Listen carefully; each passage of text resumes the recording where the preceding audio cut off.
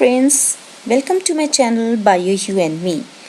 आज के वीडियो में हम स्ट्रक्चर ऑफ ह्यूमन स्पर्म के बारे में पढ़ेंगे। इसको स्पर्मेटोजोआ भी बोला जाता है।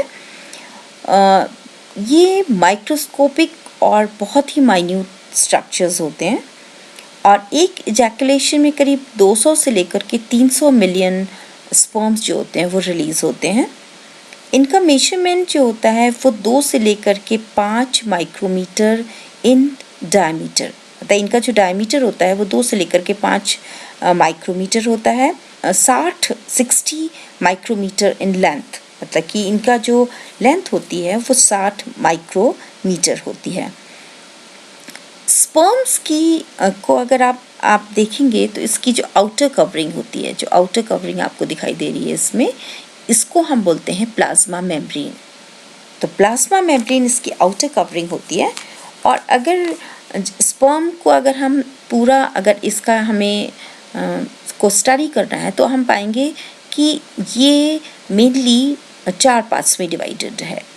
यहाँ भी आपको दिखाई दे रहा है ये इसका स्पर्म का जो है, ये अगर हम इसको नॉर्मल देखते हैं इसको तो वो इस तरीके से दिखाई देता है। तो ये भी माइक्रोस्कोपिक, लेकिन ये इस तरीके से दिखाई देता है। तो ऊपर जो है इसमें एक्रोसोम, बीच में एक न्यूक्लियस पाया जाता है इसमें, और ये जो न्यूक्लियस होता है ये इलोंगेटेड एंड ओवल शेप्ड होता है। हेड है, नेक है, फिर इसमें मिडल पीस दिखाई दे रहा है और टेल दिखाई दे रहा है। मतलब इतनी सी चीज़ आपको इसमें दिखाई दे रही है। लेकिन अगर हम इसको इलेक्ट्रॉन माइक्रोस्कोप के नीचे देखते हैं तो हमको ये मैग्नीफाइड जो इसका जो डायग्राम है वो इस तरीके का दिखाई देता है। तो इसको मैंने आपको बताया कि इसका जो आउटर मेम्ब्रेन है ये प्लाज्मा मेम्ब्रेन होती है, और प्लाज्मा मेम्ब्रेन जो है इसकी आउटर कवरिंग है, और साथ साथ इसको हमने 4 पार्ट्स में डिवाइड किया है। पहला है हेड, ये जो ऊपर वाला पोर्शन पूरा आपको दिखाई दे रहा है हेड है, एंड देन नेक, ये नेक दिखाई दे रही है। इसके बाद आपका इसमें मिडल पोर्शन आता है, यहाँ से लेकर के यहाँ तक जो है ये मिडल पोर्शन है, और इसके बाद एक लॉन्ग टेल, ये पूरी की पूरी यहाँ से लेकर के ये पूरी की पूरी एक लॉन्ग टेल दिखाई आपको दे रही है इस डायग्राम में। अब जो ये इसका हम अब स्टार्ट करते हैं इसके हेड से। तो हेड वाला जो पोर्शन होता है वो देखिए 2 पार्ट्स में डिवाइडेड दिखाई दे रहा है।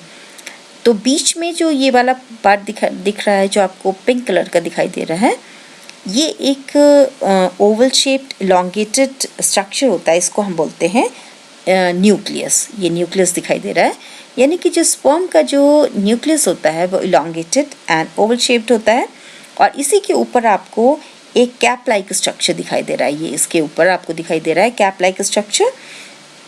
इस स्ट्रक्चर को हम बोलते हैं एक्रोसोम। ये एक्रोसोम आपको दिखाई दे रहा है, इसमें यहाँ इतना छोटा सा दिख रहा है, इसको हमने मैग्नीफाई करके देखा तो ये ऐसा दिखाई दे रहा है, तो इसको हम बोलते हैं एक्रोसोम। तो एक्रोसोम होता है, it is derived from the Golgi body of spermatid. तो ये स्पर्मेटिड के गोल्जी एपरेटस से डिराइव होता है एक्रोसोम। और एक्रोसोम की टिप पर बहुत सारे एंजाइम्स पाए जाते हैं। ये हैं एक्रोसिन, हाइल्यूरोनिडेज, जोनालाइसिन, और ये एंजाइम ओवम की जो आउटर लेयर होती है उसको हम बोलते हैं जोना पैलिसिडा।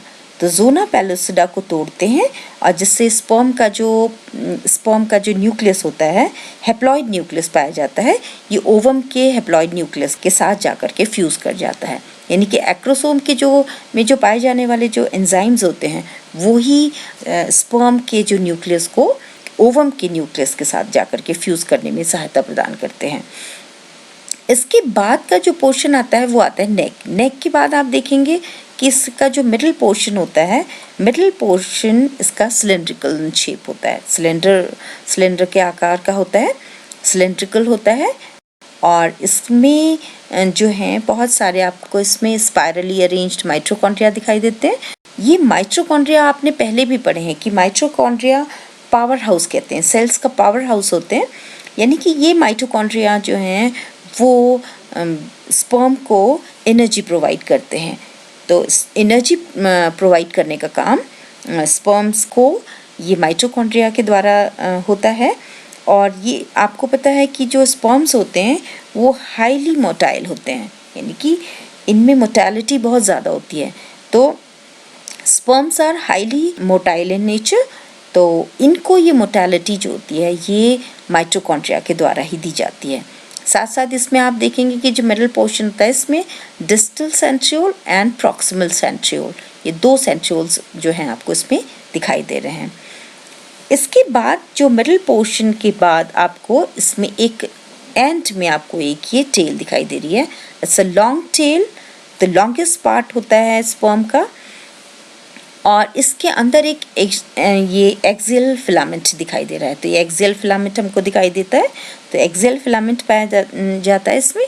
और ये जो टेल है, टेल जो है ये स्पर्म सेल को को मूवमेंट प्रदान करती है। तो ये जो टेल है ये मूवमेंट कराने में, क्योंकि ये हाईली मोटाइल होता है और ये मूव जो है वो करता है, तो ये मूवमेंट में ये टेल जो है वो ये इसको सहायता प्रदान करती है।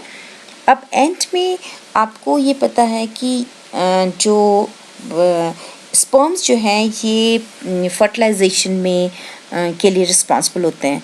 तो फर्टिलाइजेशन के लिए स्पर्म्स के कुछ कैरेक्टरिस्टिक फीचर होते हैं। फर्स्टली कि 60% of sperms must have proper size and shape. तो 60% स्पर्म्स का जो साइज़ है और जो शेप होना चाहिए वो बिल्कुल प्रॉपर होना चाहिए। और 40% of sperm should be vigorously motile, कि अगर 40% के करीब अगर मोटालिटी है अगर स्पर्म्स की, तो ये आसानी से फर्टिलाइजेशन की प्रोसेस जो है वो पूरी हो सकती है। क्योंकि आपको पता है कि इनका विगरसली मोटाइल होना इसलिए भी ज़रूरी होता है क्योंकि इनको फर्टिलाइजेशन के लिए जो स्पर्म्स जो हैं वो फेलोपियन ट्यूब में एक एम्पेला होता है। जब मैंने आपको फीमेल रिप्रोडक्टिव ऑर्गन्स पढ़ाए थे तो उसमें आपने पढ़ा था कि फेलोपियन ट्यूब में एम्पेला एक जगह होती है जहाँ पर फर्टिलाइजेशन की प्रोसेस जो है वो कंप्लीट होती है, फर्टिलाइजेशन वहीं पर होता है। तो फेलोपियन ट्यूब तक पहुँचने के लिए जो स्पर्म्स होते हैं उनके लिए इनको मोटाइल होना, यानी कि हाईली मोटाइल होना ज़रूरी होता है।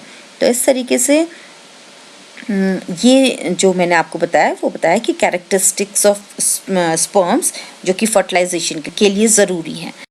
तो ये हमारा आज का वीडियो था, जो था कि स्पर्म्स का स्ट्रक्चर, और ये जो आपको यहाँ स्ट्रक्चर दिखाई दे रहा है वो है इलेक्ट्रॉन माइक्रोस्कोप के थ्रू। ये तो आपको नॉर्मल माइक्रोस्कोप के थ्रू देख सकते हैं, लेकिन ये इलेक्ट्रॉन माइक्रोस्कोप के थ्रू अगर हम देखते हैं तो वो हमको इस तरीके का दिखाई देता है।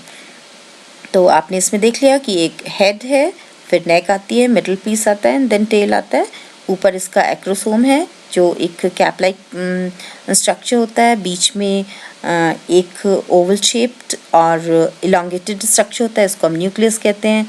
बीच में आपको इसमें स्पाइरली अरेंज्ड माइटोकॉन्ड्रिया दिखाई देते हैं, और लास्ट में आपको एक लॉन्ग टेल दिखाई देती है, लंबी सी एक टेल इसमें दिखाई देती है। और इसमें जो एक्रोसोम जो होता है इसमें बहुत सारे एंजाइम्स पाए जाते हैं, और एंजाइम्स के नाम मैं आपको बता चुकी हूँ, जो कि फर्टिलाइजेशन के लिए जो ओवम होता है उसमें इसके न्यूक्लियस को फर्टिलाइज होने के लिए ज़रूरी होते हैं। आई होप आपको आज का वीडियो पसंद आया होगा। अगर आपको आज का वीडियो पसंद आया है तो आप मेरे वीडियो को सब्सक्राइब कीजिएगा और अपने फ्रेंड्स के साथ इसको शेयर भी कीजिएगा। और आपकी अगर कोई क्वेरीज़ हैं या आपको कोई और वीडियोस देखने हैं तो आप इसी वीडियो के नीचे कमेंट सेक्शन में जा कर के अपने कमेंट्स लिख सकते हैं। Thank you.